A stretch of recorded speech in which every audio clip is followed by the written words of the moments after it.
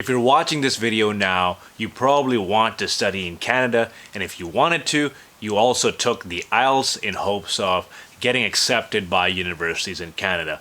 I want to tell you a little bit about what it's like to study in Canada when you have a low IELTS score, or perhaps a score that wasn't high enough to meet a university course requirement. Suppose that you do have a low IELTS score, but you do come to Canada, the university has accepted you.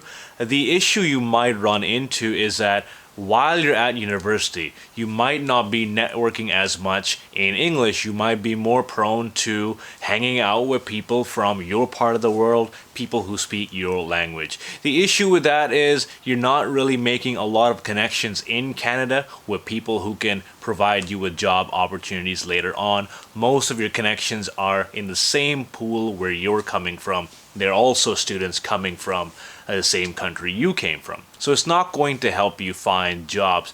The other thing is, even if, say, you graduate, hopefully once you graduate and you're looking for jobs, one of the main things they will look for is your ability to speak English and communicate with other people in English. So if you have a low IELTS score, chances are you might need to still work on your English, and then you might not be able to land the kinds of jobs that you want. You may be able to land jobs with people who are from your ethnicity, who speak the same language. And of course, in Canada, there are many different districts where you'll find those people who give you jobs.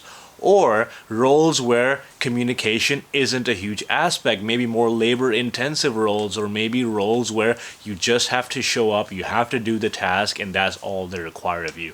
If those are the tasks that you want to do, or if you want to work with other people just in your community, then I can see why a low IELTS score would not be an issue. But if you're like most of us who want to come to Canada to work with Canadians, to work with other international people, you really will have to work on your English even if you are here in Canada. So once you're here, practice talking to locals, join some English speaking clubs where you can get regular practice, and most of all, spend time with people who don't speak your language, because you'll be forced to speak English, and that's how you learn. And if you scored really low in your IELTS and you had to go to a university, they might offer you a language course instead of the IELTS, so you can come to the university, study the language course while being at the university, while being in Canada. So that's another thing you can look at as well. It does tend to be a lot more expensive than just passing the IELTS, but if that's an option you're considering, by all means. All in all, if you're coming to Canada, try to brush up on your English as much as you can, even when you're here. Try to mingle with international people, because that really is how you'll find a job, and that's how you'll make yourself a part of Canada. I hope this video brought you some value. If it did, make sure to like and subscribe, and I will see you in the next one.